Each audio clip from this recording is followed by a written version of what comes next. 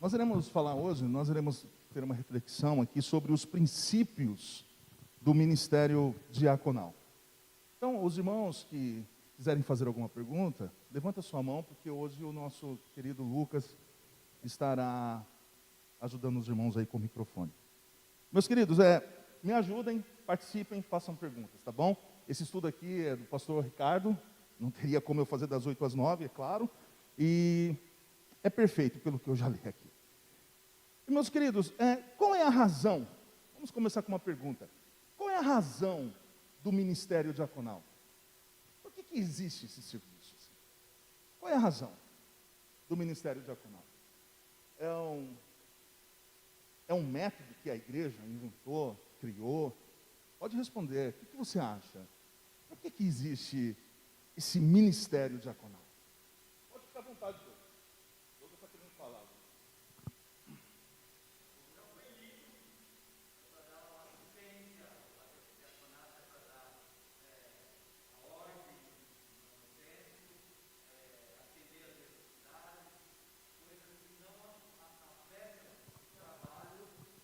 Do pastor ou de quem está à frente do trabalho. Então, o diácono tem toda a assistência, não só do tempo, mas como dos irmãos também. Alguém quer fazer um acréscimo? Obrigado, Douglas. A razão do ministério diaconal, de fato, é isso mesmo, o coração de Deus para os pobres. É a razão do ministério diaconal da igreja. A especial consideração de Deus pelos necessitados entre o seu povo é claramente revelada no cuidado de Deus em dar provisão e proteção a eles. E também as suas severas advertências contra a negligência ou abuso deles. Então, o ministério diaconal, ele está relacionado a isso, a um chamado para a renovação do pacto em termos de cuidado com eles. Então, a sua promessa do ministério, e também o ministério, a promessa do ministério do Messias, o nosso Senhor, em termos de serviço por eles. Então, os seus muitos chamados para apresentar também a generosidade com eles. Vamos ler o que está escrito em Jó, capítulo 29, do verso 11 ao 16. Por favor, quem encontrar primeiro aí, já levanta as mãos, uma das mãos, para que o Lucas leve o microfone até você.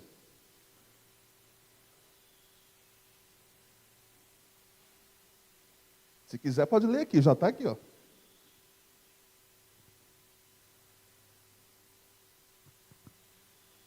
Ouvindo-me algum ouvido, esse me chamava feliz.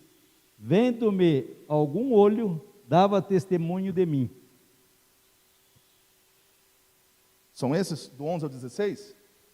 Porque eu livrava os pobres que clamavam e também o órfão que não tinha quem o socorresse. A bênção do que estava a perecer vinha sobre mim, e eu fazia rejubilar-se o coração da viúva. Eu me cobria de justiça, e esta me servia de veste, como manto e turbante era a minha equidade. Eu me fazia de olhos para o cego e de pés para o coxo.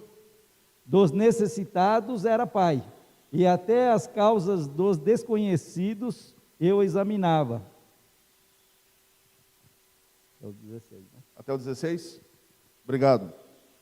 A disposição geral de Deus por todos os necessitados entre as suas criaturas é revelada em sua bondade e misericórdia para com todos. Salmo 145, verso 9. Nós iremos ver como que Deus expressa sua generosidade também para com todos os homens. E depois o outro irmão, já abra a sua Bíblia em Mateus, capítulo 5 e verso 45.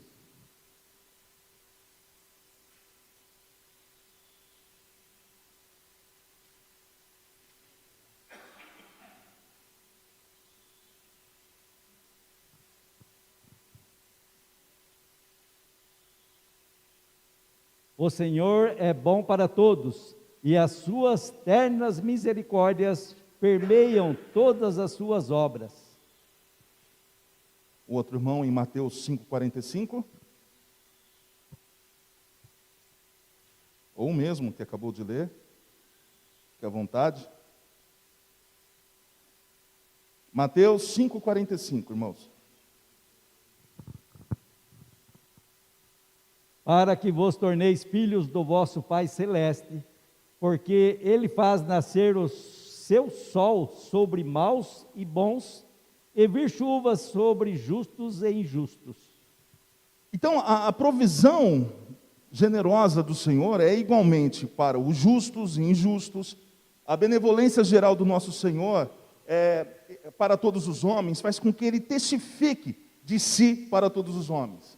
Então a igreja ministra, a igreja também deve ser essa expressão, de ministrar aos pobres e necessitados por causa do próprio caráter e propósito do nosso Deus. Então, esse aqui é um dos princípios da razão do ministério diaconal. E existe também, meus queridos, a necessidade de liderança nesse ministério diaconal. Embora grande parte do ministério da igreja para com os pobres, de forma individual e espontânea, deixa clara a necessidade de liderança no ministério da misericórdia da igreja, como nós vimos no devocional, a fim de melhor coordenar e alocar os recursos da igreja para o benefício daqueles que precisam. O ofício de diácono na igreja local é a principal provisão para a necessidade de liderança diaconal, mas numa igreja conciliar, é apropriado que essa liderança seja também organizada em nível regional, como, por exemplo, uma comissão diaconal do presbitério, ou também em nível nacional, uma comissão denominacional sobre o ministério diaconal. Existe também, meus queridos, um papel subordinado no ministério diaconal. Embora os ministérios da palavra e da assistência sejam confiados à igreja, a clara prioridade nas Escrituras está no ministério da palavra de Deus. De fato, a instituição, o diaconato, está expressamente relacionada com essa prioridade, visto que os diáconos servem para preservar a prioridade da devoção dos presbíteros ao ministério da palavra de oração. É o que nós lemos, mas vale a pena reler em Atos, capítulo 6, do versículo 3 ao 4. Não deixa o Douglas ler tudo sozinho, não, irmãos? Os irmãos podem ler também, por gentileza. Por favor. Ah lá, o Douglas já quer ler. Vai lá, Lucas, deixa o menino ler lá, vai lá. Aqui, ó, a irmã. Mas, irmãos, escolhei dentre vós 7 homens de boa reputação, cheios do espírito e de sabedoria, aos quais encarregaremos deste serviço. E quanto a vós, nos consagraremos à oração e ao ministério da palavra. Olha que interessante. Algumas igrejas, elas acham que o pastor deve fazer tudo. Pintar a igreja, cuidar das crianças. Não. Os presbíteros aqui, os pastores aqui deveriam ter uma vida voltada ao estudo da palavra e à pregação da palavra. É assim que deve ser. Muitas pessoas acreditam que o pastor deve fazer tudo, mas não. Nós observamos aqui que o próprio Espírito Santo, ele capacita os diáconos, capacita a ordem da igreja, né? Por exemplo, o perdão dos pecados e uma nova vida sem Cristo é o que os homens fundamentalmente precisam. Pode de fato existir diversas necessidades, mas o que é mais importante do que o atendimento a algumas necessidades, não que elas devam ser ignoradas, é a alma do indivíduo, é a salvação do homem, é o perdão dos pecados. Geralmente, nas redes sociais, eu sempre vejo publicações do tipo assim, eu não sei se elas são verdadeiras, mas eu vejo nos comentários como as pessoas se identificam com aquelas posições, do tipo assim, pastor pega os dízimos da igreja, pastor usa os dízimos da igreja para construir casas para as pessoas. E aí as pessoas dizem assim, isso sim é igreja. Eles definem que a igreja é isso. Em outros em outras postagens, você irá observar de igreja entregando pães para moradores em situação de rua, e as pessoas veem essas fotos, né? Já é errado, na minha opinião, você mostrar as fotos com moradores em situação de rua, mas existem pessoas que adoram fazer isso. E aí as pessoas observam isso e dizem assim, isso sim é igreja, não é? Ou seja, elas parecem que suprimem que de fato o cuidado, a prioridade é a pregação da palavra do Senhor, que é o poder que salva os homens, o evangelho do Senhor, que retira o homem não somente de um ambiente social para um outro. É muito fácil nós tirarmos alguém das ruas e levar para um outro ambiente. Não é difícil. Olha, chega lá no sujeito e diz assim, olha, você quer sair daqui? Eu levo você para um outro ambiente, para uma casa, no Sanssouci, seja onde for, muito fácil. Mas transportar esse indivíduo do reino das trevas para o reino de Deus é somente a palavra do Senhor. O indivíduo na rua, ele pode muito bem mudar a sua condição social e ainda assim continuar no império das trevas.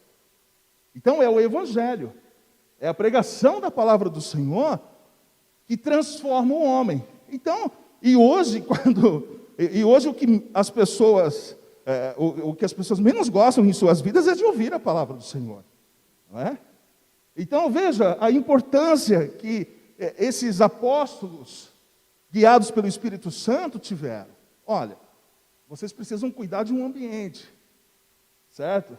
E eles não estavam inferiorizando, quando eles disseram, olha, é necessário que um grupo cuidem dos necessitados. Não é um serviço inferior. Eles não estavam relacionando a isso. Então, o Espírito Santo se movendo em todas as decisões, né? Existe uma passagem na Bíblia, na escolha dos diáconos, um dos apóstolos disse assim, coube a nós e ao Espírito Santo. Olha que gostoso quando as decisões ministeriais, elas estão relacionadas à vontade do Espírito Santo. Isso é muito importante.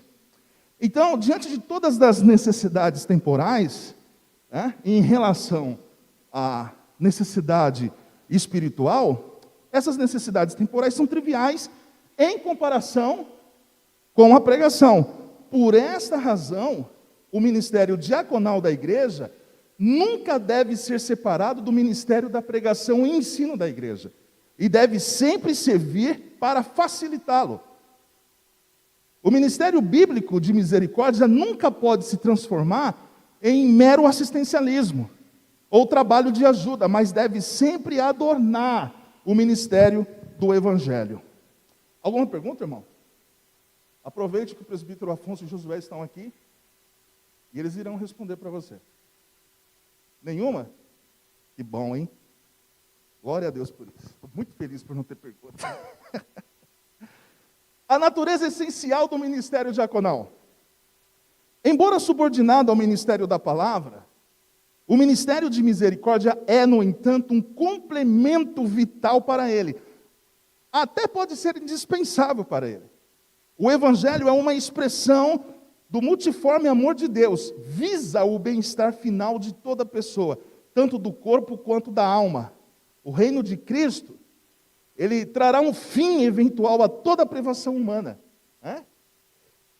tanto espiritual quanto material, para aqueles que depositam sua fé em Cristo Jesus. A igreja testifica essa realidade quando cumprimenta o ministério da palavra com o ministério de misericórdia. Assim como o nosso Senhor se uniu ao ministério de cura com o seu ministério de ensino, a igreja também deve ser conduzida dessa forma.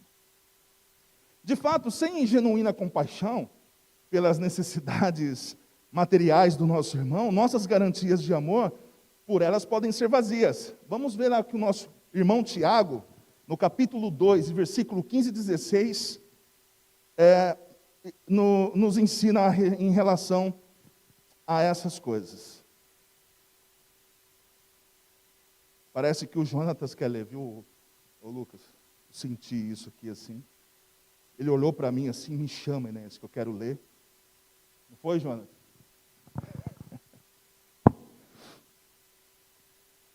Se um irmão ou uma irmã estiverem carecidos de roupa e necessitados do alimento cotidiano, e qualquer dentre vós lhe disser, ide em paz, aquecei-vos e fartai-vos, sem contudo lhes dar o necessário para o corpo, qual é o proveito disso? Assim também a fé, se não tiver obras, por si só está morta. Muito bem. É como aquilo, né? Por exemplo, você tem uma pessoa lá com os pulsos cortados, você não tem que ler um Salmo 23. Você precisa atender essa pessoa. Então, o Tiago está nos apresentando isso. Você tem que estar atento, de fato, diante da necessidade. O que a necessidade está pedindo, não é? Então, o trabalho do ministério diaconal é liderar a igreja de maneira a assegurar que o seu amor não seja apenas um discurso ou palavras, mas também em ações e verdade. Isto não é deslocar o ministério da palavra como o principal chamado da igreja. É antes fortalecer e torná-lo mais crível e eficaz. Amém? A igreja e o ministério diaconal. Qual é a relação? A ênfase principal do ministério dos diáconos na Bíblia está claramente na comunidade da aliança. Uma prioridade especial é dada ao fornecimento de ajuda a outros membros da comunidade da aliança na legislação do Antigo Testamento. Deuteronômio 15, verso 11 e 12, por favor.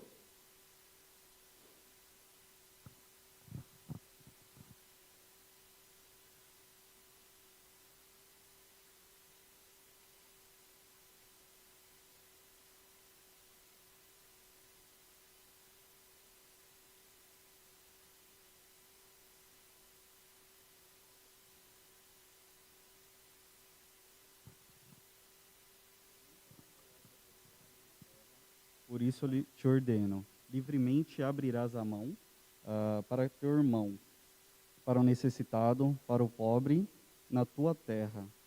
Quando um de teus irmãos hebreu ou hebreia te for vendido, 6 anos servir-te-á, mas no 7º o despedirás forro. Obrigado.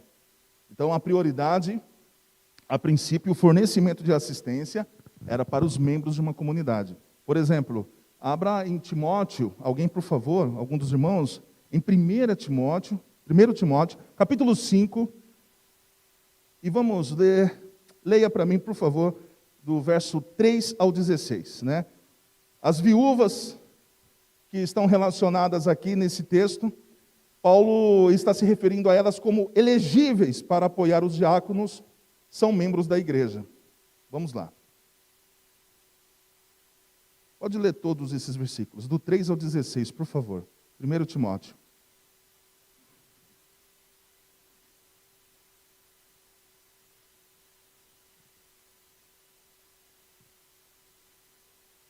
Honra as viúvas verdadeiramente viúvas. Mas, se alguma viúva tem filhos ou netos, que estes aprendam primeiro a exercer piedade para com a própria casa, e a recompensar a seus progenitores, pois isto é aceitável diante de Deus. Aquela, porém, que é verdadeiramente viúva e não tem amparo, espera em Deus e persevera em súplicas e orações, noite e dia. Entretanto, a que se entrega aos prazeres, mesmo viva, está morta. Prescreve, pois, estas coisas para que sejam irrepreensíveis. Ora, se alguém não tem cuidado dos seus, especialmente dos da própria casa, tem negado a fé e é pior do que o descrente. Não seja escrita, senão viúva que conte ao menos 60 anos de idade, tenha sido esposa de um só marido, seja recomendada pelo testemunho de boas obras, tenha criado filhos, exercitado hospitalidade, lavado os pés aos santos, socorrido a atribulados, se viveu na prática zelosa de toda boa obra.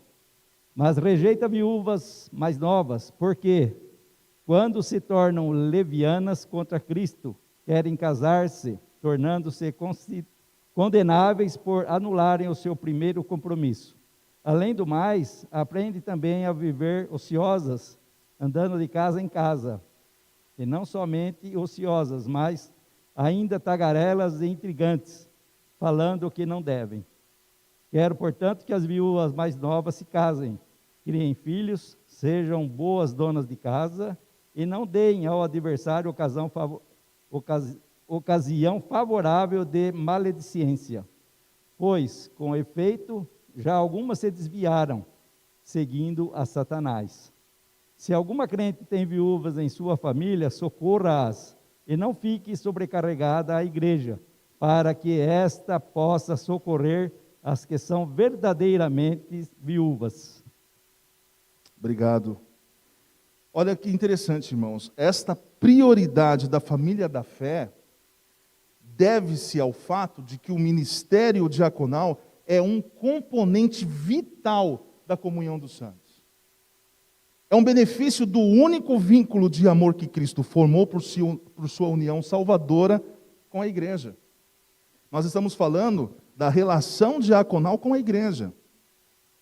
Nós estamos aqui vendo versos, quais eram as prioridades em uma comunidade, de atender primeiro os domésticos da fé. Agora nós iremos ver qual é a relação do ministério diaconal com o mundo. Porque assim como o ministério da palavra, a pregação do evangelho, não se limita somente à igreja, o ministério da palavra também não se limita, o ministério diaconal também não se limita para a igreja, mas também para o mundo. Não é? Então nós podemos ver que na lei mosaica, a mesma que nos ensinou que devemos ter como prioridade a família da comunidade, na lei mosaica os recursos da comunidade da aliança também deveriam ser compartilhados com os estrangeiros e peregrinos. Por favor, um dos irmãos, leia aí em Deuteronômio 24, versículo 19 a 21, por gentileza. Quem pode ler aqui? O irmão ali já está pronto ali. Ó. Esqueci o nome do irmão. O irmão, é Eduardo? Leandro? Guilherme, eu sabia. Quase. Quando no teu campo cegares a messe, e nele esqueceres um feixe de espigas, não voltarás a tomá-lo. Para o estrangeiro, para o órfão e para a viúva será. Para que o Senhor teu Deus te abençoe em toda obra das tuas mãos. Quando sacudirdes a tua oliveira, não voltará a colher o fruto dos ramos. Para o estrangeiro, para o órfão e para a viúva será. Quando vindimares a tua vinha, não tornarás a rebuscá-la. Para o estrangeiro, para o órfão e para a viúva será o restante. Obrigado. Da mesma forma, meus queridos irmãos, Paulo exortou a igreja, como temos oportunidade, façamos bem a todos, e especialmente aqueles que não são da família da fé. É o que está escrito em Gálatas 6,10. O ministério diaconal, ele adorna o evangelho quando fornece evidência tangível do amor de Deus e de seus mensageiros pelos perdidos deste mundo. Olha a importância do serviço diaconal. De fato, em certas circunstâncias de extrema dificuldade, o ministério da palavra pode ser virtualmente ininteligível sem um ministério de ação. Não é? É a mesma coisa que ocorre no contexto de uma dependência química. Não é? Você tem dentro da sua família um amigo que está sofrendo com vícios, com dependência química. Você fica lendo o salmo para ele, não vai adiantar. Não vai ser inteligente. Você precisa, então, levá-lo para um centro de recuperação, de cuidado. Não é? É assim que funciona. Uma resposta compassiva às necessidades temporais dos homens, da diaconia, pode encorajar uma abertura do coração à provisão do Evangelho para as suas necessidades eternas mais profundas, de querer mais, de querer saber sobre a salvação. Então, quando nós impactamos a nossa sociedade com algum tipo de ajuda humanitária, algum cuidado, pode despertar nos corações um desejo de querer ouvir sobre o Evangelho. Você fez algum gesto, ô presbítero, para falar? Queria tanto ouvir você nesse momento assim. Os irmãos estão pedindo aqui para que você fale. O possível abuso do ministério diaconal. Olha só, isso aqui eu já vi acontecer. Que pena que o Márcio não está aqui, porque nós participamos de um evento como esse. O ministério diaconal é sempre suscetível a abuso por parte de seus receptores. Entendeu? Existem pessoas que querem abusar do serviço diaconal, devido ao pecado do coração dos homens, né? Por exemplo, eu e o Márcio, pelo WhatsApp, aí eu conheci uma senhora que estava pedindo ajuda. E sempre quando ela gravava os vídeos, pedindo ajuda, ela deixava assim o cabelo todo desgrenhado, ela colocava umas camisetas assim, rasgadas, e filmava o filhinho sentado num canto, sozinho, né? E uma investigação, nossa, com outras pessoas que moravam ali perto dela, ficamos sabendo que a vida dela não era tão miserável como ela apresentava. O marido estava empregado, ganhava bem. Quando nós oferecíamos cesta básica, ela queria dinheiro. Não é? Nós perguntávamos, tem algum problema aí? Você está devendo? Tem alguma conta atrasada? Não, é que eu quero dinheiro, não sei o quê. Então eu conheci outras pessoas, que ela mandava os vídeos e queria viver disso. Então isso é um abuso. Existem pessoas que gostam de abusar do ministério diaconal. Não é? Querem viver da obra dos outros. Não é? Isso é um perigo. Jesus reconheceu a tendência dos homens de abusar somente o material, a parte das bênçãos espirituais do seu próprio ministério. Está em João, capítulo 6, do versículo 26 ao 27. Por favor. Aí você levanta a mão para que o Lucas leve o microfone até você. Olha o abuso que eles estavam tentando engendrar Jesus.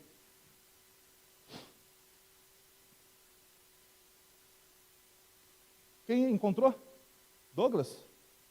Por favor, Lucas.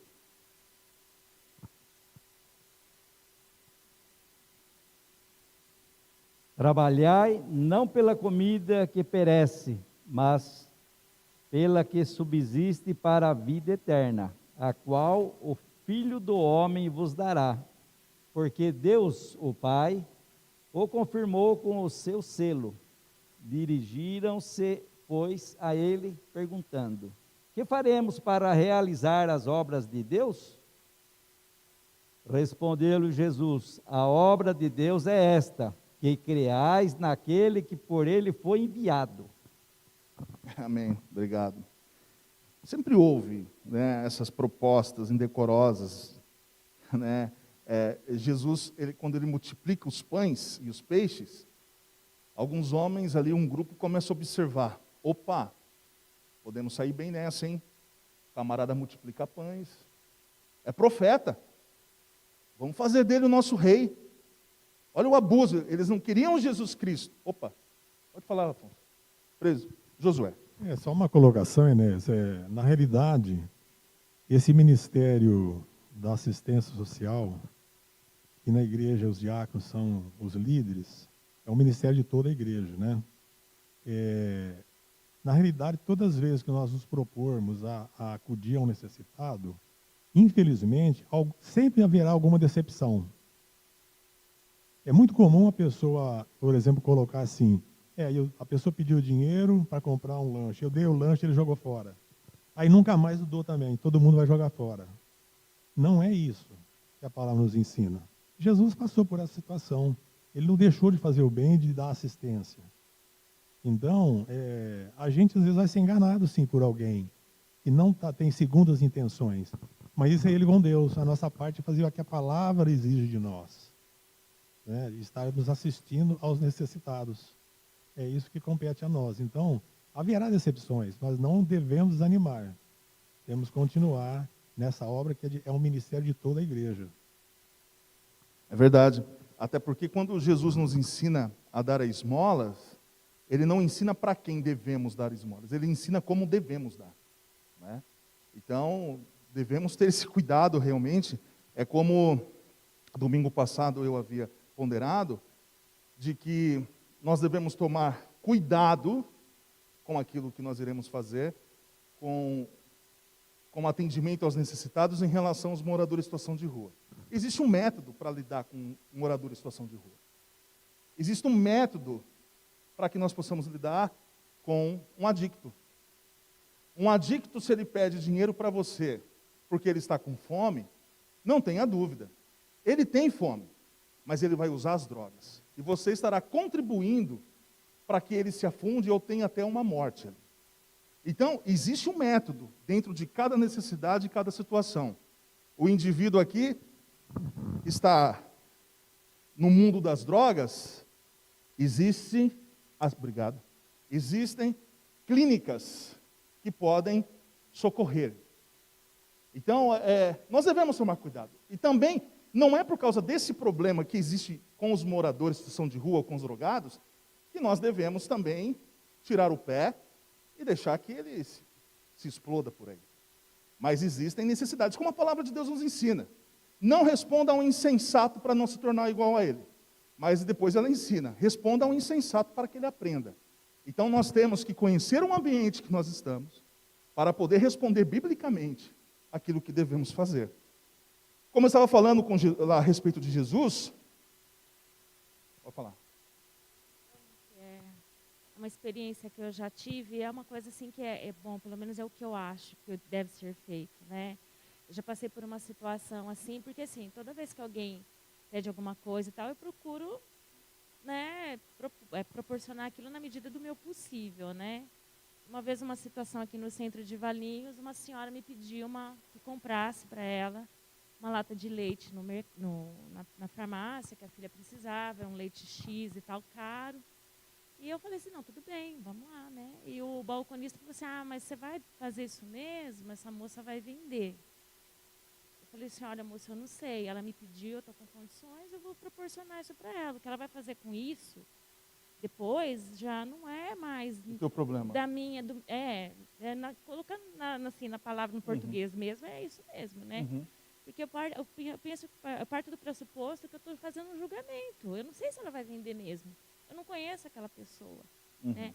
Então, eu parto desse princípio, né? Então, eu ajudei, a pessoa me avisou, falei, bom, eu estou dando, o que ela vai fazer Sim. problema dela. E Deus te recompensará por causa disso, né? Não, então, assim, porque assim, porque a Bíblia pede para a gente fazer isso, né? Sim. A pessoa pede, a gente vai lá, a gente, da medida do possível, a gente dá, né? E o que ela vai fazer com isso depois é problema dela, porque eu não posso julgá-la. É assim que eu penso. Sim, claro.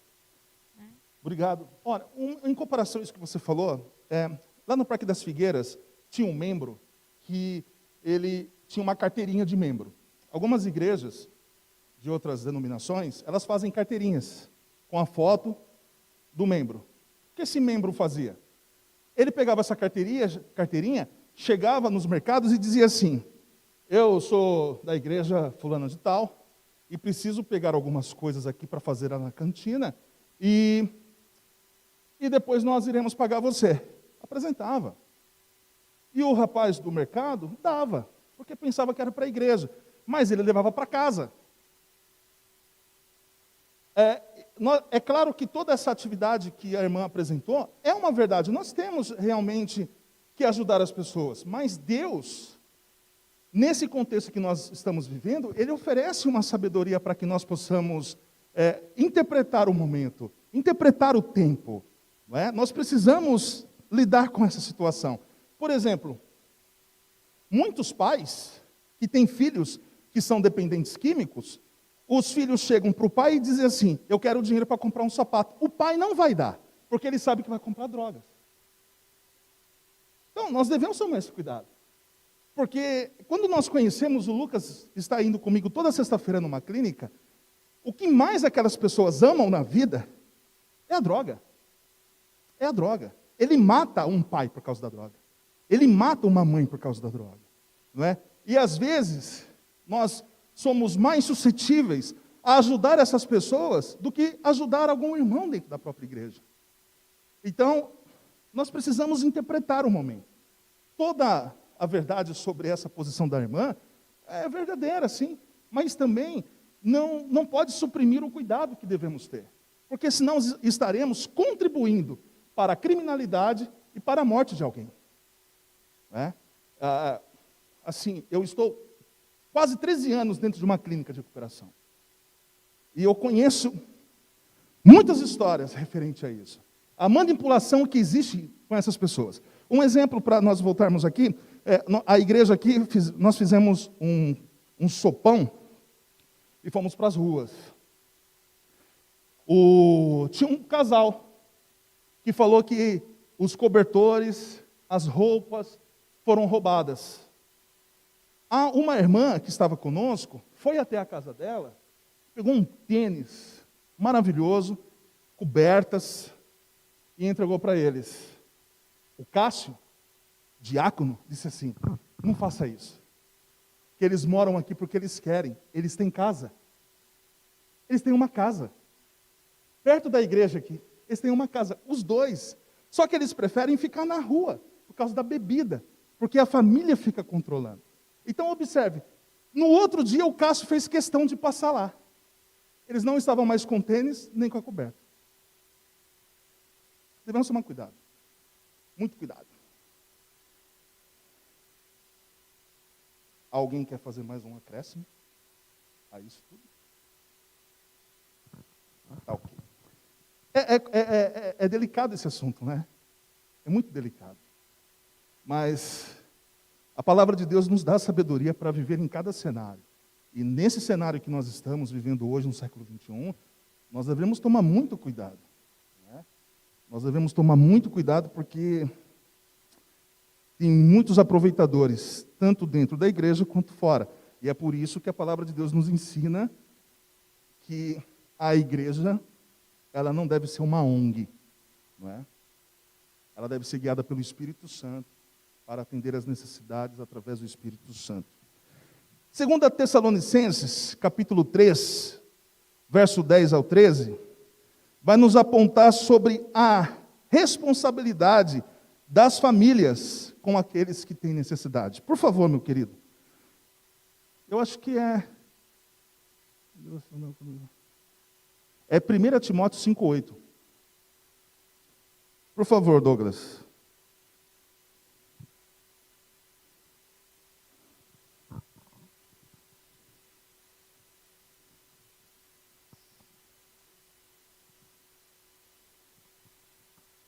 Ora, se alguém não tem cuidado dos seus, e especialmente os da própria casa, tem negado a fé e é pior do que o descrente. Então é 2 Tessalonicenses 3, capítulo 10 ao 13, que fala sobre o dever das famílias, né, com os necessitados. Olha a sabedoria que Paulo está dando para que a igreja possa atender a necessidade.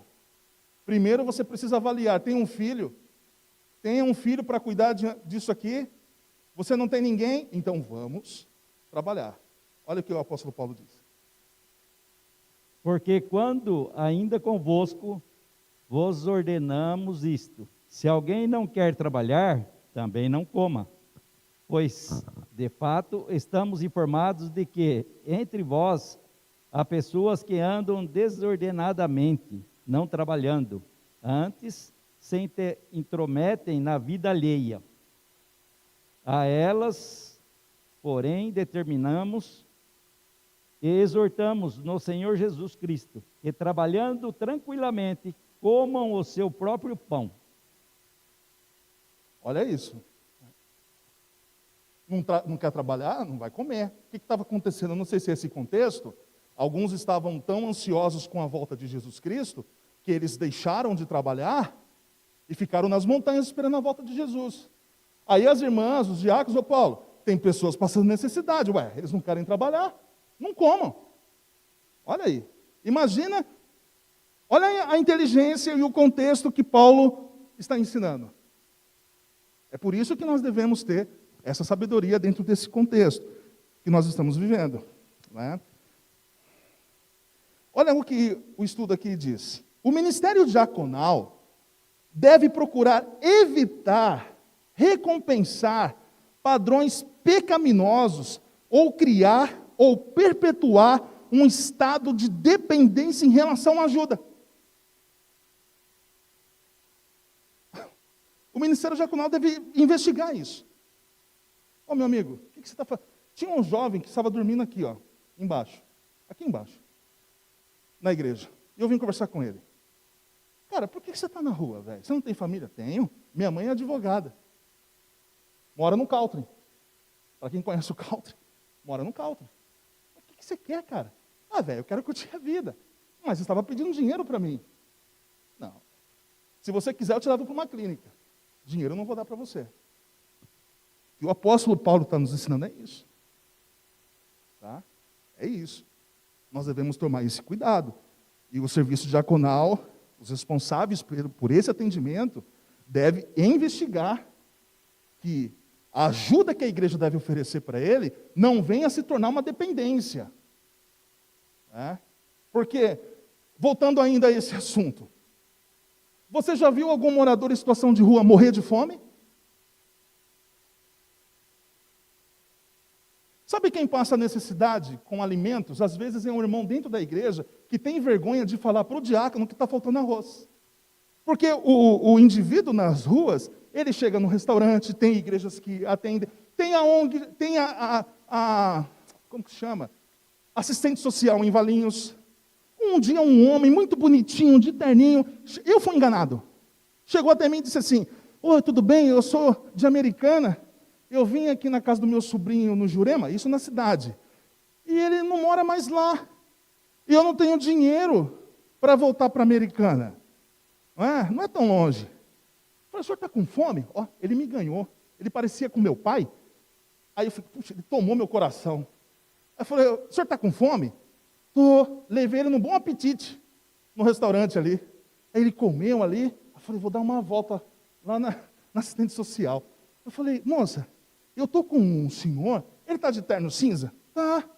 Ele disse que mora em Americana? Sim. Todos os dias vem pessoas falando dele aqui. Eu falei, olha só, me passando a perna. Que situação. E isso causa dependência. O indivíduo está ali debaixo na estação, ele sabe que se chegar na casa de alguém, eu quero uma comida, que eu estou passando, não como há muito tempo. Causa dependência. Então a igreja precisa de uma estrutura lógica e inteligente para que venha tratar a causa, e não somente as consequências. A causa. Isso é muito importante.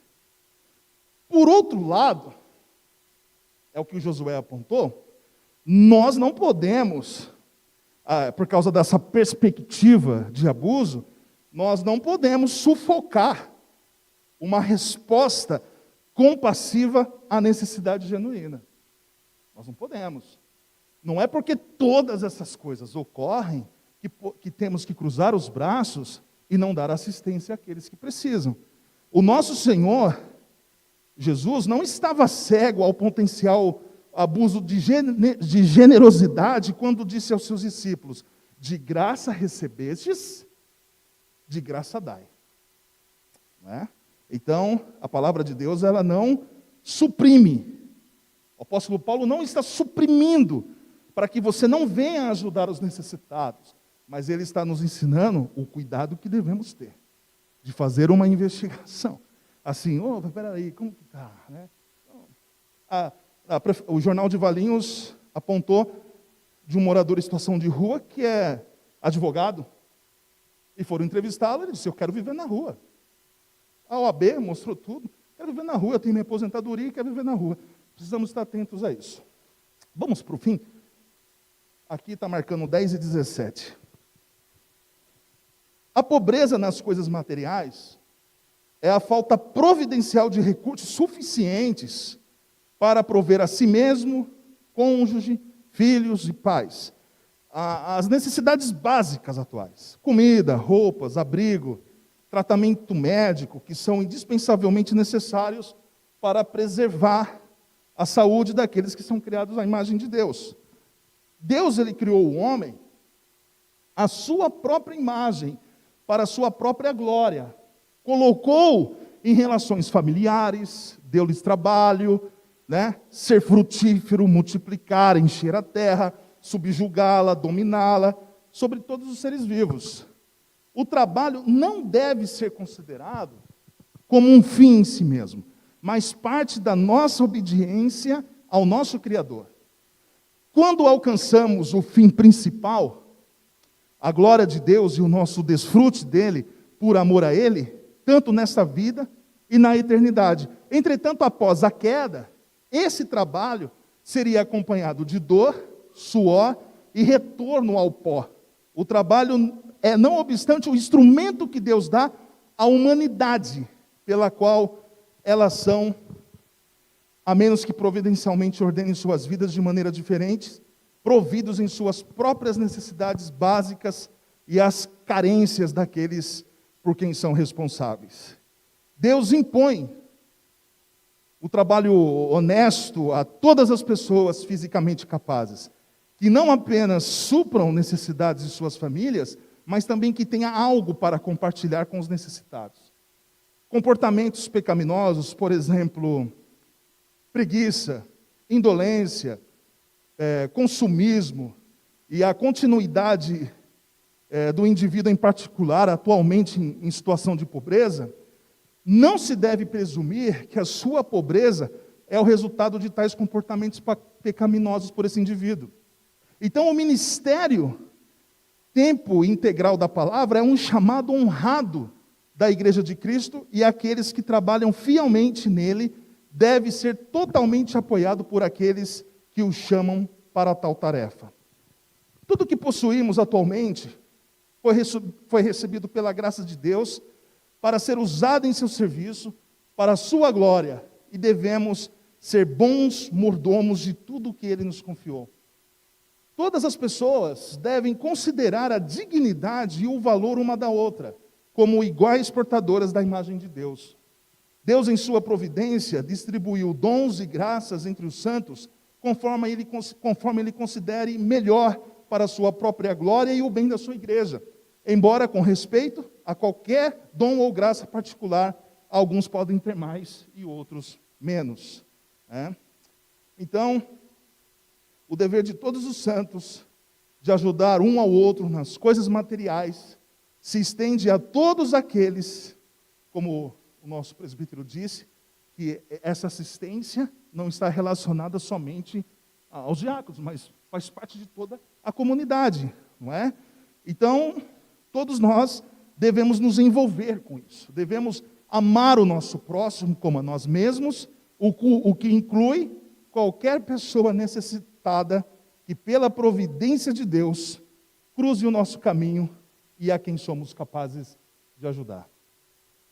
Partindo para o fim. O pastor não brinca aqui, hein? Os diáconos devem procurar desenvolver relacionamentos com potenciais empregadores da localidade. Entendeu? Os diáconos devem procurar desenvolver relacionamentos com potenciais empregadores na localidade, os quais, mediante a recomendação dos diáconos, estariam dispostos a considerar a oferta de emprego, seja ocasional ou permanente. Essa aqui é a atitude nossa. Aos que estão aptos entre aqueles que buscam assistência diaconal. Um outro ponto, os diáconos devem tomar cuidado para não prejudicar as estruturas sociais existentes na cidade, a não ser que as escrituras exijam isso. Um outro ponto para os diáconos. Os diáconos devem trabalhar com outros oficiais da igreja para ajudar no desenvolvimento de um diaconato fiel na congregação local e para esse fim. Eles desenvolverão relacionamentos saudáveis de orientação com os homens biblicamente qualificados. O último, as distribuições diaconais a indivíduos fora da família de fé devem ser sempre feitas em nome de Jesus, acompanhadas de um convite para que participem do culto, onde haverá a pregação da palavra e, exceto em circunstâncias extraordinárias, restringir-se ao atendimento de uma necessidade básica circunstancial. Amém? Esse é o estudo sobre esse contexto diaconal. Eu espero que os irmãos tenham crescido nesse contexto